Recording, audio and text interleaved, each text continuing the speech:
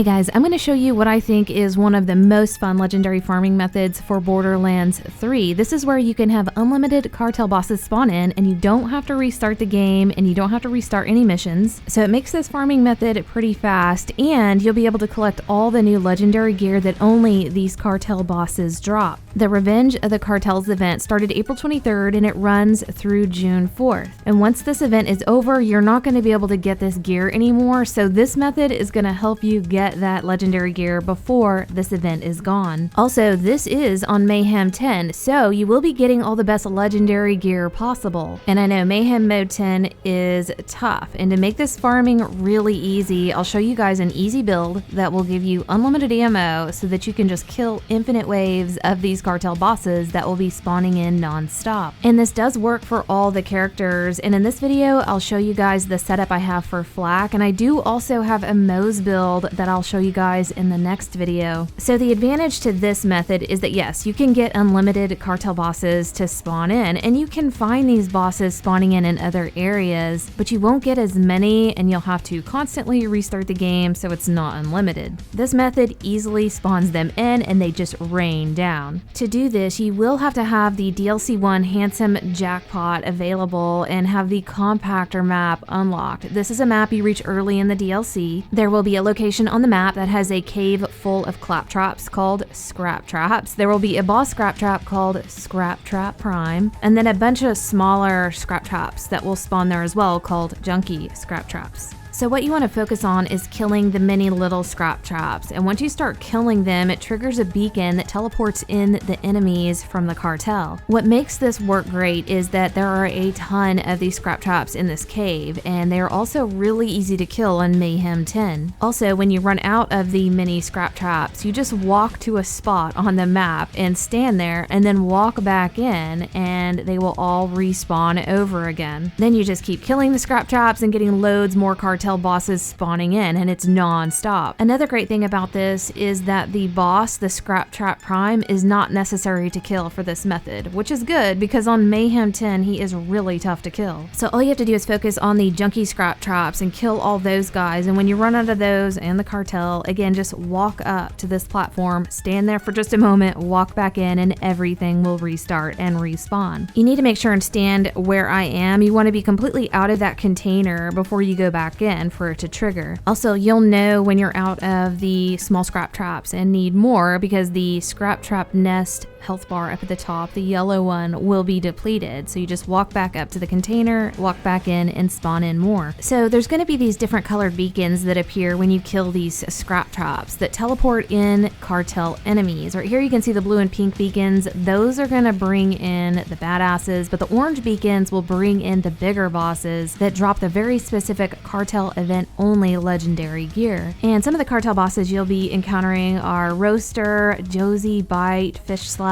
So again, you will be on Mayhem Mode 10. So these bosses are at their strongest, but that is not a problem because, as I'm going to show you, you can just go in there and wreck everything and have unlimited ammo, and it doesn't even matter if you die. Most likely you won't. I never did, and if I did go down, I was so overpowered that I got easy second wins from all the small claptraps. Plus, there is a ton of room to move around in there, and the enemies typically fight with each other, so they don't really bother you. It's pretty cool. There is a specific way to maximize this effect where they just fight with each other, and I'll show you guys that. You can see the Scraptrap Prime boss here. He's going after Fish Slap, and the other cartel bosses are just messing with each other, and they left me alone. So I'll show you guys the build that I'm using here, and also show you specific Mayhem 10 lobby modifiers that you want to avoid and ones that are not a problem. I have a modifier on here that creates a laser beam between all the enemies, and normally that would be a detriment, but it worked good here because it kind of created a grid to show me where all the enemies were. So I'll show you guys all the equipment that I'm using and where to get it, the skill tree that I have set up, and then I'll go over the Mayhem 10 lobby modifiers that I recommend and don't recommend. So first off, you might have guessed that the new Yellow Cake rocket launcher is going to be essential for this. This is a new COV rocket launcher that they just added with the Cartel's event, and yes, this thing is extremely powerful. You're definitely going to want one at your level, and you're looking for the anointed ability ability that says gain 300% increased weapon damage against enemies above 90% health. It might take some time to get a yellow cake with this anointed ability. For me, the first 2 yellow cakes I got both had this ability, so I got very lucky. So that's really the only important thing to look for when you're farming this weapon. One thing that I would recommend is to avoid using any yellow cake that has a ×2 damage. These are not very common, they're going to be difficult to find, and you would think that this one would be better, but it's actually not, because this one consumes 2 ammo per shot. And with this method, we're doing a type of unlimited ammo setup, and the ammo that drops from the enemies is not rapid enough to replenish you shooting 2 ammo per shot. So you're going to be running out of it really fast with the ×2 damage. But with a single shot, it works out really well. The yellow cake rocket launcher drops from 2 Cartel bosses. One of them is Fish Slap, and the other one is Tyrone Smallums. Another piece of equipment that you're going to need for this to give you that unlimited ammo for that rocket launcher is going to be the Big Boom Blaster Shield. This shield has a 60% chance to drop a booster that restores 60% shields, a grenade, and heavy ammo. With this method, you are killing a ton of enemies, so these boosters are all over the place, and as you're running around, you're picking them up, and you are constantly having your ammo refilled. When I was playing, I played for a solid hour, and I was blasting the entire time, never even looked at my ammo count. I never even got low. It was constantly at the max capacity. You can farm for one of these Big Boom Blasters on Ambermire map. There is a rare boss spawn called the Unstoppable. I'll show you where his spawn is located on the map. So in the center of the map, there is a fast travel that you can take, and then if you look over here, there is an Iridian riding icon, and then up to the right is one of the crew challenges for the radio, and then his spawn is right in between those two. And again, he is a rare boss spawn, so he might spawn in every 4 to 5 times that you restart. So this is what he looks like right here. So for the rest of the equipment, I focused on like heavy damage, splash damage for the rocket launcher that I'm going to be using, and then also critical hit damage, because I'm going to be using a flak critical hit build that also translates all of my rocket launcher shots into critical hits. For the artifact, you can use anything you like. I just found something that helped with heavy damage, so I've got the Ice Spiker Auto Idol with a plus 20% heavy damage. For the class mod, I use the Stack Bot, and this one is giving me plus 31% splash damage radius and plus 35% heavy weapon damage, so helping to boost the stats on that rocket launcher. For a grenade, you can use anything you'd like. I never really even used the grenades in there. The only thing that I brought this in for was the anointed ability that on action skill N, you gain 50% bonus incendiary damage with weapons for 10 seconds, and that helps against some of the bosses that are resistant to radiation, because that's what your rocket launcher is firing. I specifically had this because of one of the Cartel bosses,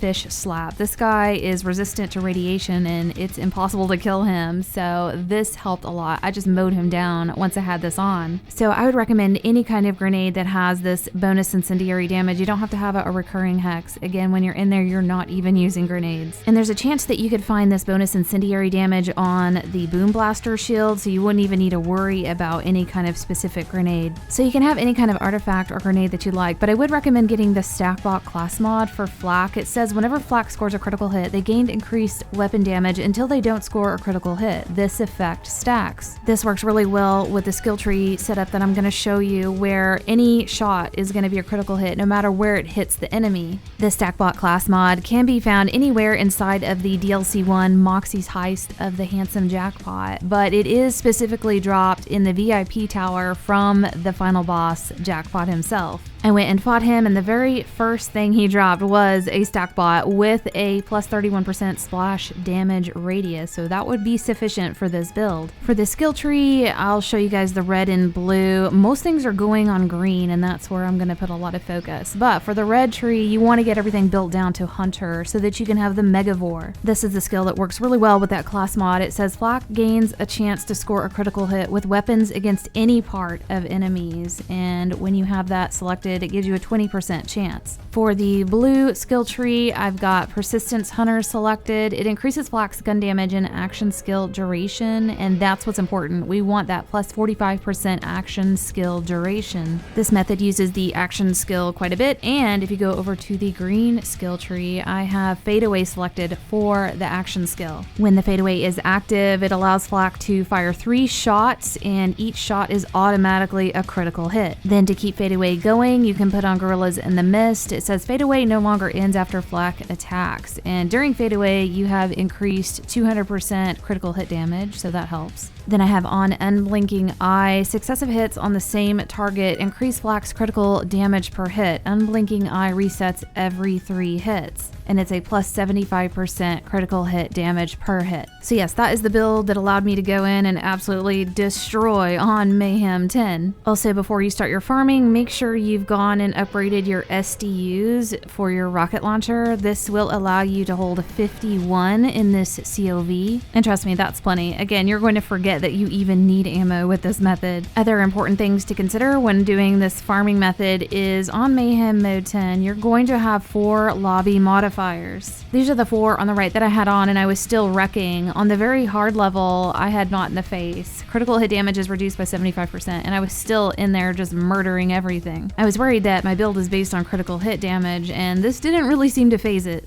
2 of the lobby modifiers I was avoiding is Floor is Lava. That's where you have to keep moving constantly or you take damage. And then on the very hard mode, Post-Mortem, where death chases you down, that one can be difficult to deal with. For the hard modifier, I had Chain Gang on, and that's where a laser connects all the enemies. I actually liked that one. It was helping me instead of hurting me. For the medium modifier, Healy Avenger, this one didn't seem to affect me either. Enemies have a chance upon death to release a power-up that will heal the first enemy it touches, or drop health and shield boosters if destroyed. The easy modifier gave me plus 25% gun damage and it gave me increased recoil and weapon spread, but I didn't notice any of that. So once you're set up and you're in the location with the scrap traps, you basically want to get them spawned in. So if you're respawning them, just get on this platform and then walk back through this container, and then all the little scrap traps are going to come after you and they're going to be running behind you, and you want to kind of train them up. I really enjoyed this method because